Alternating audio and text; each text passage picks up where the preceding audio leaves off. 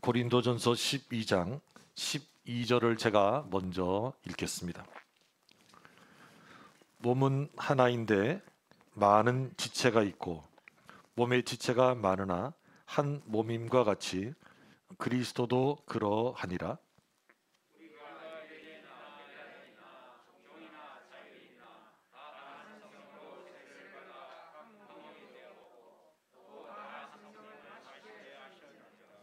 몸은 한 지체뿐만 아니요 여럿이니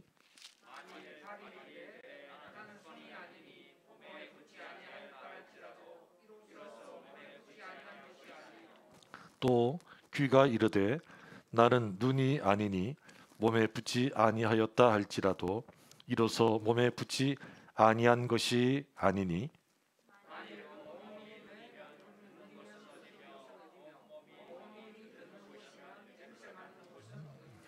그러나 이제 하나님이 그 원하시는 대로 지체를 각각 몸에 두셨으니 이제 지체는 많으나 몸은 하나라.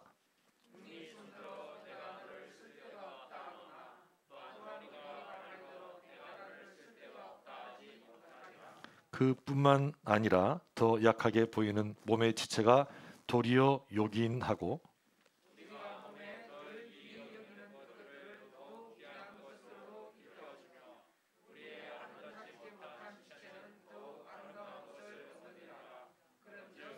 우리의 아름다운 지체는 그럴 필요가 없느니라. 오직 하나님이 몸을 고르게 하여 부족한 지체에게 귀중함을 더하사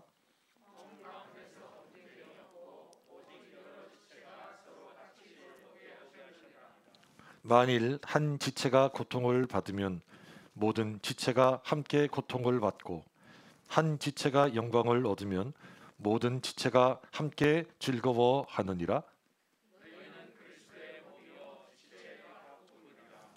하나님이 교회 중에 몇을 세우셨으니 첫째는 사도요, 둘째는 선지자요, 셋째는 교사요, 그 다음은 능력을 행하는 자요, 그 다음은 병 고치는 은사와 서로 돕는 것과 다스리는 것과 각종 방언을 말하는 것이라.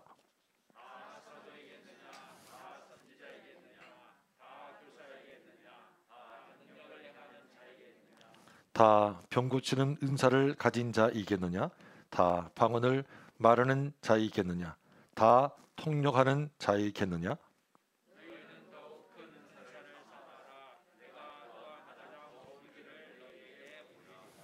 아멘. 성경은 교회를 그리스도의 몸이라고 말합니다. 에베소서 1장 21절, 23절, 22절, 23절에 보면 또 만물을 그의 발 아래 복종하게 하시고 그를 만물 위에 교회의 머리로 삼으셨느니라. 교회는 그의 몸이니 만물 안에서 만물을 충만하게 하시는 이의 충만함이니라 그랬습니다. 그리스도는 교회의 머리가 되시고 교회는 그리스도의 몸입니다. 머리와 몸을 떼어놓을 수 없듯이 교회는 그리스도와 분리될 수가 없습니다. 만약 교회가 그리스도와 분리된다면 그것은 더 이상 교회가 아닐 것입니다.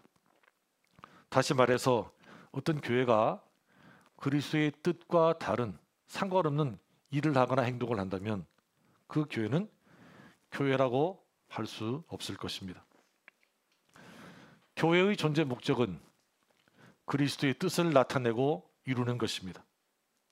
그래서 사람들이 교회를 통해서 나타나고 이루어지는 하나님의 일들을 보면서 하나님께 영광을 돌리게 하는 것, 이것이 교회가 이 세상에 존재하는 이유입니다. 마태복음 5장에 보면 예수님께서 이런 말씀을 하십니다. 너희는 세상의 소금이다. 너희는 세상의 빛이다.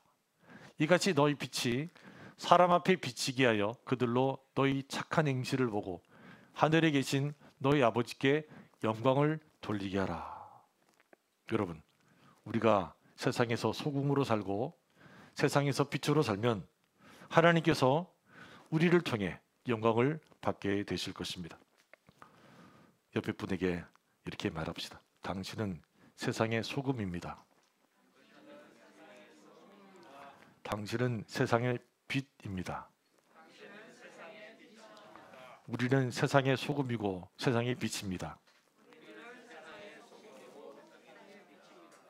여러분, 우리가 세상의 소금 또 세상의 빛이라는 말은 우리가 세상에서 어떤 마음, 어떤 자세로 살아가야 할 것인지를 말씀합니다. 그런데 오늘 본문은 우리가 세상이 아니라 그리스도 안에서, 그리스도의 몸 안에서 어떤 마음과 어떤 자세를 가지고 살아가야 할 것인지를 우리에게 말씀합니다. 12절 말씀 보십시오. 몸은 하나인데 많은 지체가 있다 그랬습니다. 몸은 하나인데 그 한 몸 가운데는 여러 지체가 있다는 것입니다.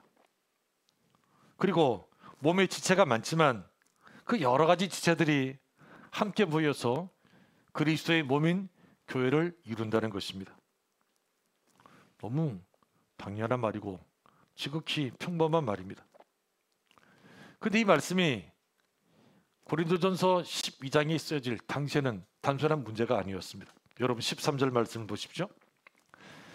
우리가 유대인이나 헬라인이나 종이나 자유인이나 다 한 성령으로 세례를 받아 한 몸이 되었고 또 다 한 성령을 마시게 하셨느니라 그랬습니다.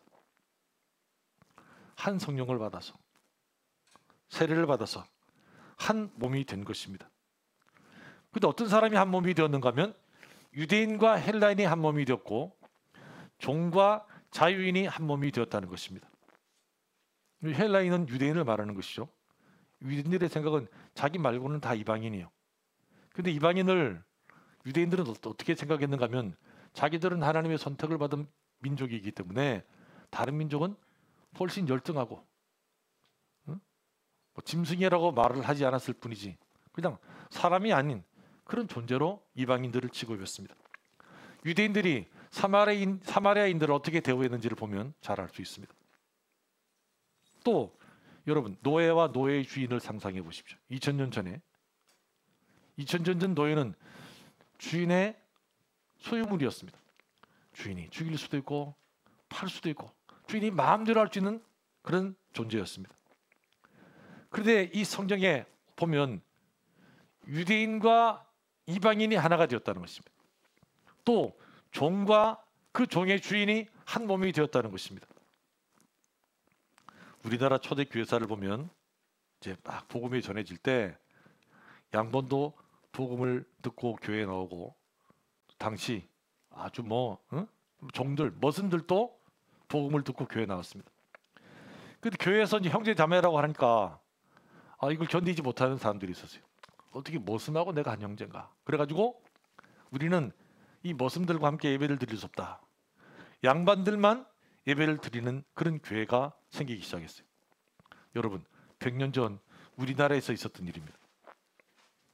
그런데 지금부터 2000년 전에 유대인들이 이방인과 한 몸이 되고 노예와 노예의 주인이 한 몸이 되었다. 여러분 성령의 역사가 아니고는 불가능한 일입니다. 도저히 일어날 수 없는 일이 하나님의 역사로 일어나게 된 것입니다. 여러분 성령께서 역사하시면 어떤 장벽도 허물어질 줄 믿습니다. 강력한 성령의 역사가 우리 교회뿐만 아니라 이 땅의 모든 교회에 활발하게 일어나고 나타나야 될 줄 믿습니다.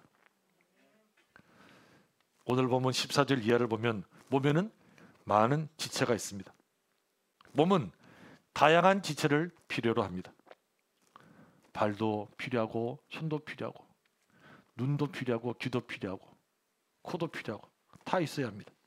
여러분 교회도 마찬가지입니다. 교회는 여러 가지 다양한 방면의 일꾼들이 필요합니다. 그래서 하나님께서 우리를 교회로 불러 모아주신 것입니다.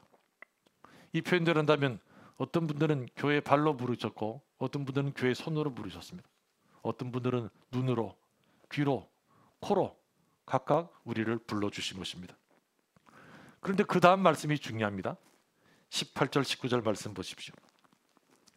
그러나 이제 하나님이 그 원하시는 대로 지체를 각각 몸에 두셨으니 만일 다 한 지체뿐이면 몸은 어디냐. 현대인의 성경에는 이렇게 되어 있습니다.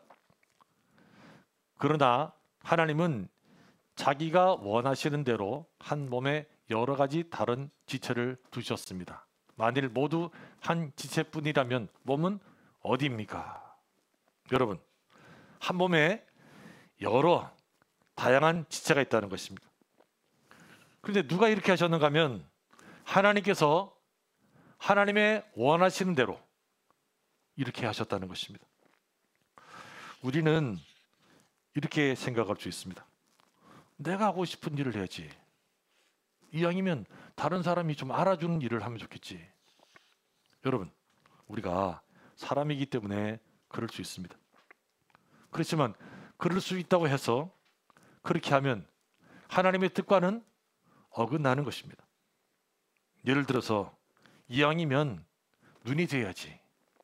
여러분, 모두 다 눈이 되면 어떻게 되겠습니까?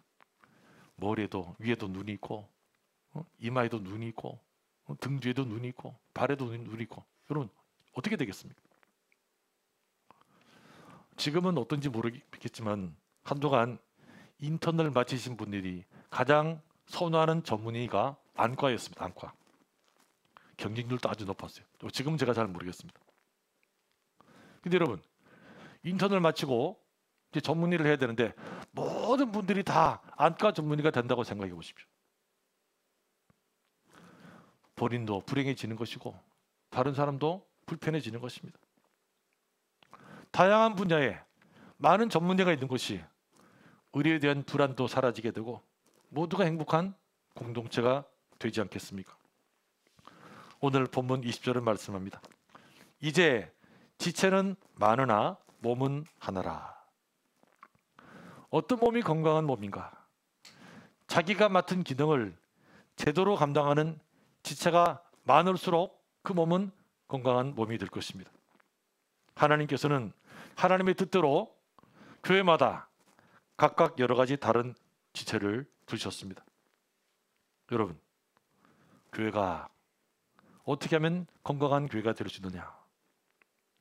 하나님의 뜻을 인정하고 서로의 다름을 인정할 때 그 교회는 건강한 교회가 될 수 있습니다. 내 뜻이 아니라, 내 생각이 아니라 하나님의 뜻을 인정하고 그 뜻에 순종해야 합니다. 그리고 서로의 다름을 인정하고 존중해야 합니다. 오늘 본문 21절은 이렇게 말씀합니다. 눈이 손들어 내가 너를 쓸데없다 하거나 또한 머리가 발들어 내가 너를 쓸데없다 하지 못하리라. 무슨 말입니까? 하나님께서 자기가 원하시는 대로 한 몸에 여러 가지 다른 지체를 두셨는데 누가 함부로 이렇게 말할 수 있겠느냐는 것입니다. 여러분, 우리 가운데 어느 누구도 하나님의 자리에 앉아서 하나님께서만 하실 수 있는 일을 하지 말아야 합니다. 사람이 보는 눈, 하나님께서 보시는 눈은 다릅니다. 사람은 다 알지 못하기 때문에 또 미련하고 어리석기 때문에 이렇게 말할 수 있습니다. 너는 쓸모가 없어. 너는 쓸모없는 존재야. 그런데 하나님이 이렇게 말씀하십니다. 아니야. 너는 요긴한 존재야.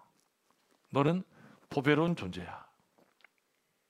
오늘 본문 22절 23절 말씀 보십시오. 그뿐 아니라 더 약하게 보이는 몸의 지체가 도리어 요긴하고. 사람은 약해서 어디 쓰겠나?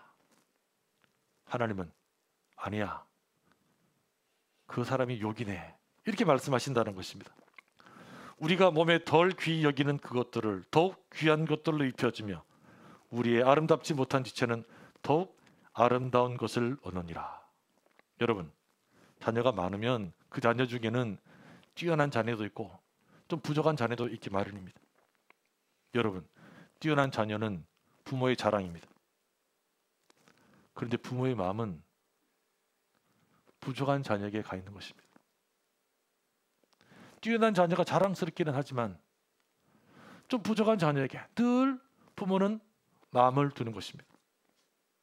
그래서 뛰어난 자녀가 좀 부족한 자녀를 사랑하고 배려하면 부모는 그것이 고마운 것입니다. 저는 하나님의 마음도 이와 같을 것이라고 생각합니다. 신앙적으로 성숙한 사람을 볼 때 하나님께서 얼마나 기쁘시겠습니까? 얼마나 흐뭇하시겠습니까? 다른 사람 보면 좀 그래도 아무개를 보면 야 그래 너 정말 고맙다 이런 생각을 하실 것입니다. 그렇지만 하나님의 마음은 아직도 신앙이 여린 사람, 아직도 성숙하지 못한 사람에게 또 가 있는 것입니다. 그래서 믿음으로 성숙한 사람이 그렇지 못한 사람을 배려하고 돕고 세워주고 위로하면 하나님께서 얼마나 기뻐하시겠습니까? 이렇게 한다고 해서 모든 사람의 믿음이 다 같아질 수는 없을 것입니다. 그렇지만 그렇게 하지 않을 경우보다는 더 아름답고 사랑이 넘치는 공동체가 될 것입니다. 오늘 보면 24절과 25절 말씀 보십시오. 우리의 아름다운 지체는 그럴 필요가 없느니라. 오직 하나님이 몸을 고르게 하여 부족한 지체에게 귀중함을 더하사 몸 가운데서 분쟁이 없고 오직 여러 지체가 서로 같이 돌보게 하셨느니라. 여러분, 우리가 한 몸인 증거가 무엇입니까? 오늘 보면은 이렇게 말씀합니다.